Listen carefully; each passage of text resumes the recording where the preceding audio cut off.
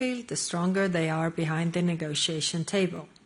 Today, we also discussed what our two missions could do more to strengthen Ukraine. They are part of European Union support to the security guarantees. We aim to conclude planning for expanding missions as soon as possible. On defense industrial cooperation with Ukraine, we discussed how to mobilize additional private financing, also through the European Investment Bank. Europe and Ukraine must build together, produce together, and innovate together. It is a win-win for both sides. Ukraine has the battlefield experience, and we also need this for our defense industry.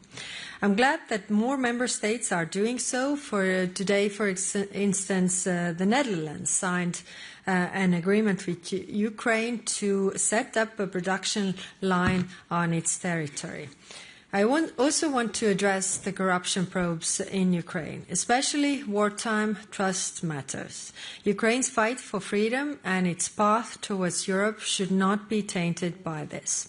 However, the fact that investigations take place show that anti-corruption bodies in Ukraine work. Also, the public outcry for this has been very, very strong. Ministers also discussed the European defence. Everyone agreed that Europe must continue to boost its own defences. We do not have much time to act. Putin is unlikely to honour any agreement for long, and if we are not strong, it's going to happen sooner. Leaders have given a clear direction with the defence readiness roadmap. Capability coalitions are being set up now. Some have already met on air defence and drones, for example. Others will follow soon. Concrete projects are expected in the first half of next year. Today, we also addressed the flagship initiatives to help coordinate investment in areas where no member state can do it alone. Here, I would like to commend Finland for taking steps to advance the Eastern Flank Watch initiative. And finally, ministers also discussed the military mobility package, which we presented with the Commission previous month. Today is December already. The ability to move troops where we need them, when we need them, is paramount for deterrence.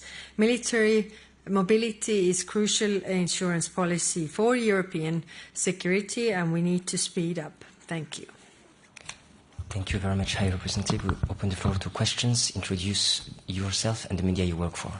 Jorge, please. Hello, High Representative Jorge Libareiro with Euronews. I need to ask you, of course, about the letter that the Belgian Prime Minister has sent to the European Commission. We all read it. It has many concerns, many reservations about the reparations loan. But at the very end, the Prime Minister says, hastily moving forward on the proposed reparations loan scheme would have as a collateral damage that we as European Union are effectively preventing reaching an eventual peace deal to end the war in Ukraine. Do you agree with this assessment? Do you think the reparations loan is an obstacle in the negotiations, or do you think it would strengthen the European leverage vis-à-vis Moscow? Thank you. It will definitely strengthen European position vis-à-vis Moscow. That's very clear. We need to move on with this. This is clear that Russia owes reparations for the damages that they have caused to Ukraine, and the reparations loan based on the frozen sovereign assets of Russia is actually the right basis for it. I don't in any way diminish the risks or the worries that Belgian government has. When we had the discussions in the European Council, I mean, everybody was saying that we are ready to shoulder the risks and the burden. So therefore, we need to work on this, on the legislative proposal to address all the risks or mitigate all the risks and to shoulder the burden in regarding those risks. But we definitely need to move on because, if If I would be Russia, I would also try to outlast us to see whether we get the funding for Ukrainian defense or not. If not in the short term, then I would come to the negotiation table and ask even more. I think, again, let's come back to the first point, which is that Ukraine hasn't attacked anybody. It's Russia that has attacked, and we need to make sure that this stops and it doesn't happen again. Thank you. Thank you. David, first row. Thank you. David Carretta, Radio Radicale Italian Radio. Two questions, if I may. The first one on your ammunition initiative. What is the state of play, and are you satisfied with the answer? We are at the end of the year, so basically of answer of member states. The second question is what is your message to the member states that are lagging behind in terms of military or financial aid for military support to Ukraine? Some member states are taking much of the burden. Others are not participating, for example, in Pearl initiative or in other initiatives. So what's your message to those member states? Thank you. Thank you. On the ammunition initiative, I regret to say that we are not there yet, although today one member state told me that in the coming weeks they will have another decision that will also contribute to the ammunition initiative. Today we were also listening to the Defense Minister Shmyhal regarding the needs that they have and also his call for member states to do more. Of course, they also need drones and other capabilities, but they still need ammunition. So the work is still ongoing in this regard. When it comes to the overall support to Ukraine, then, of course, like you rightly say, the burden is not equally shared. So those member states who are doing more, we're also calling on those member states who are not doing that much. Helping Ukraine now is much cheaper than this war will continue. So if we all make a collective effort to help Ukraine, to pressure Russia, the sooner this war will end and sooner the costs will stop as well. Thank you. Stefan.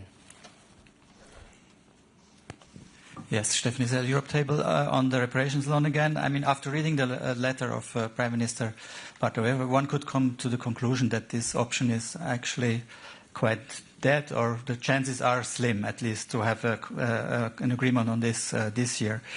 So, basically he's coming up with new arguments why he is against it, and he didn't wait for the legal text that, as I understand, are ready. So he could have waited for this and then written his letter, but he didn't do it. He sent the letter before.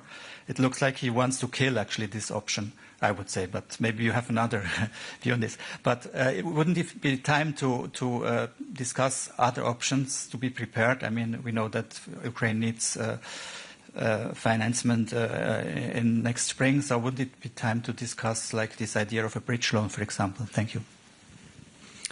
Thank you. We must understand that, of course, Belgium is under a lot of pressure. So this is very clear. There has been options paper provided, but if you look at those options, then the reparations loan is the most viable option because, bilateral contributions are not covering this. Like in the previous question, it was also seen that not all member states are carrying the burden. Eurobonds or raising capital together is also out of the question for some member states to do it all together. And the reparations that Russia owes to Ukraine, actually, it's really the Ukrainian money. If you think about the damages that Russia has caused, this is the best solution. Again, I want to stress that I don't in any way diminish the worries that Belgium has, but we can address those, we can shoulder those risks together, and we need to work on a viable solution to go on with the reparations. reparations loan. It sends a three-way message, a very strong message to Ukraine that we are there to help them to defend themselves. Second message to Moscow that they can't outlast us. And third message also to Washington that we are taking very strong and very credible steps. Thank you. Mattia, yeah. Hi, Rep. Mattia Bagnoli, ANSA, the National Italian News Agency. I want to ask you a broader question, because I think that we can all agree that last week was extraordinary. And if what we read is correct, and the Americans are indeed negotiating with Russia for access to their market, to the Russian market, to the exclusion of Europe, we would be facing the sum of all fear in a way, because a bad deal, possibly a bad deal on one side, and something very worrying on the other. So wouldn't be at this point perhaps useful to open direct negotiation with Moscow and send there a kind of a European Witkoff? Thank you.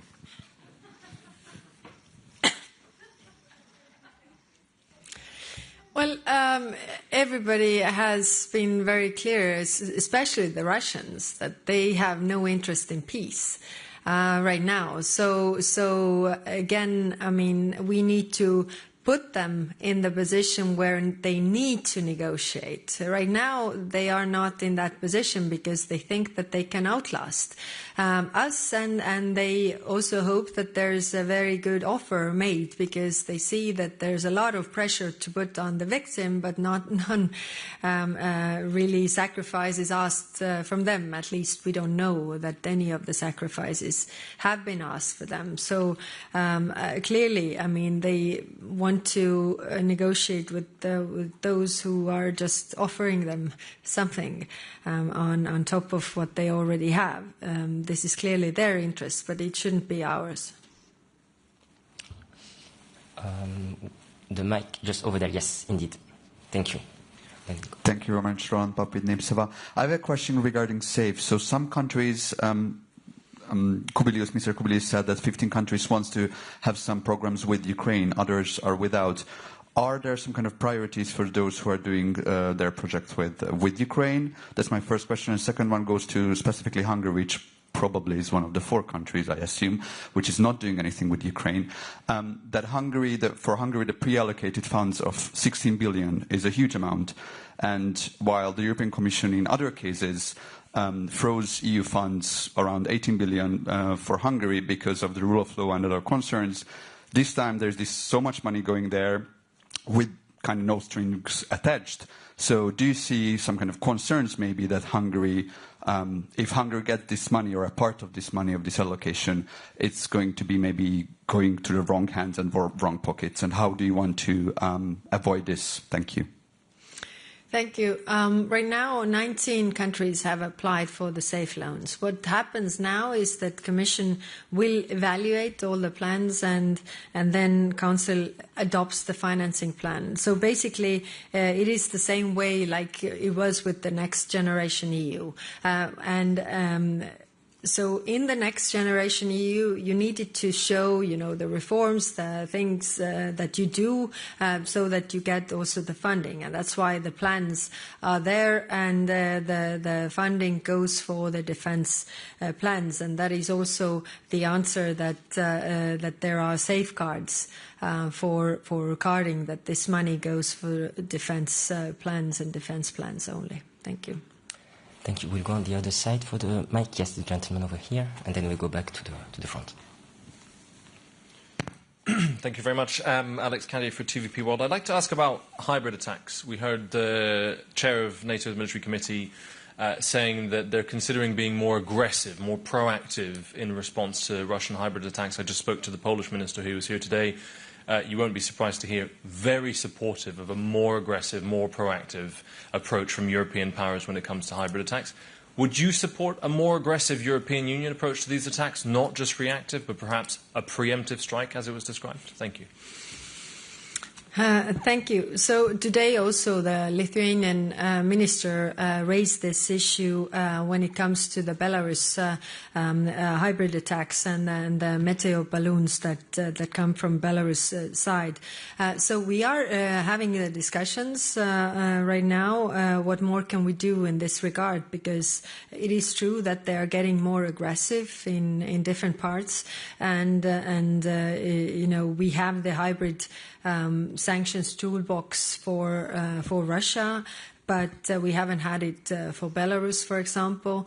But all these actions, you know, what the member states take, we need to coordinate. But of course, it's up to the member states then to really use those tools in order to counter those hybrid attacks. But it's clearly becoming a bigger and bigger problem, that's for sure. Julia on the front.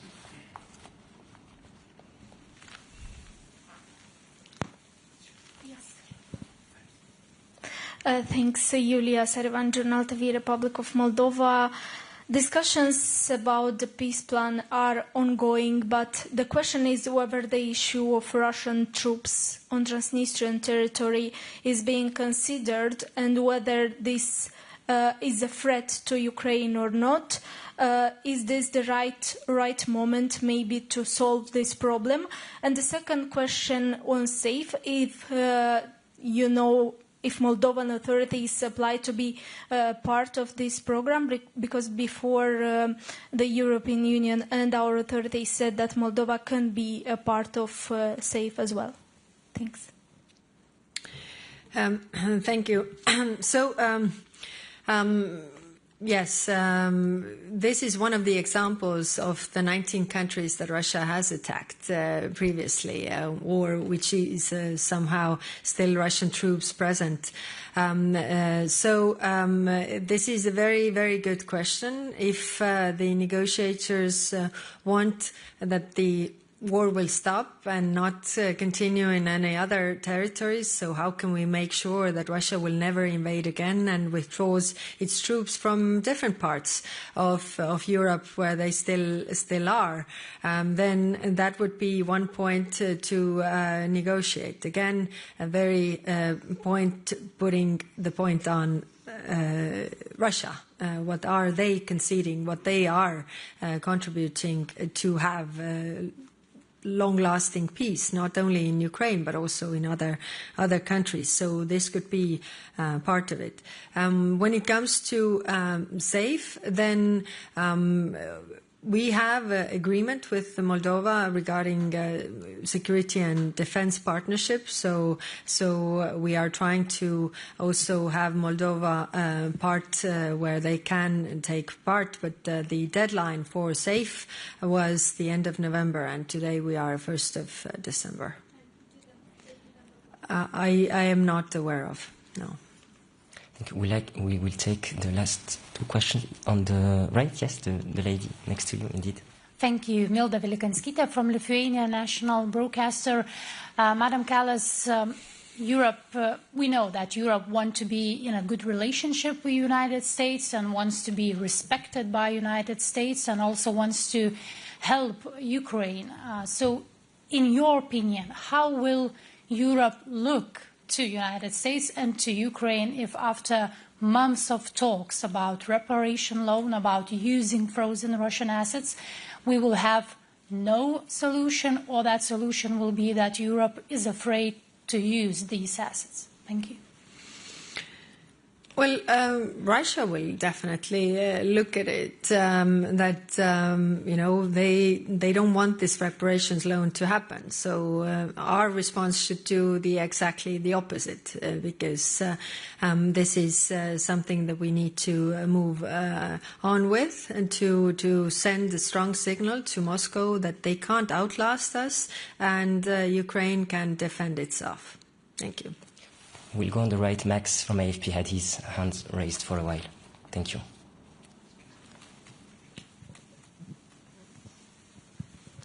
Thanks a lot, HLVP. Max Delaney from AFP. Just coming back to the negotiations that are going on between the US, Russia and Ukraine, when the first peace plan came out, Europe scrambled and managed to somehow get back involved in the negotiation process. But now it seems that Europe is once again being excluded, and being purposefully excluded by the US. So do you get the sense that the US is cutting out Europe from this latest round of negotiations? Do you have any idea what Mr. Witkoff is going to negotiate with Putin in Moscow? And are you fearful that he will once again try to force Ukraine to make more concessions? Thank you. I'm afraid that all the pressure will be put on the victim, which is that Ukraine has to make concessions and obligations. Whereas, in order to have peace, we shouldn't lose focus that it's actually Russia who has started this war, and Russia that is continuing this war, and Russia that is really targeting civilian infrastructure every single day to cause as much damage as possible. So yes, I'm afraid that all the pressure will be put on the weaker side, because that is the easier way to stop this war when Ukraine surrenders. But this is not in anybody's interest, not in the interest of Ukraine, not in the interest of European Union, also not in the interest of the global overall security, because it's the United Nations charter that says that you can't change borders by force. If this pays off, we will see this elsewhere, all around the world. Then we see that whoever has the power gets to take what they want, which is not good for the majority of the countries in the world. I still see some interest. We'll take the question over there. Thank you. Thank you, Angela Mauro, HuffPost. High Representative, you're saying, I'm afraid the pressure will be put on the victims regarding the week of talks in Moscow. Just a quick question. Do you trust the US in this negotiation? Thanks. It's not a question of trust. It's a question of, again, if we want a long-term peace, then we need to understand the starting point of this war. And the starting point of this war is that Russia just decided to start a full-scale war and aggression on its neighboring country. If we want this war to stop so that it doesn't continue in a few years, if we want this war not to expand, then we should put all the pressure on the one who is doing the aggression, which is Russia. Thank you. Thank you very much. This brings our press conference to an end. Have a lovely afternoon. Thank you very much.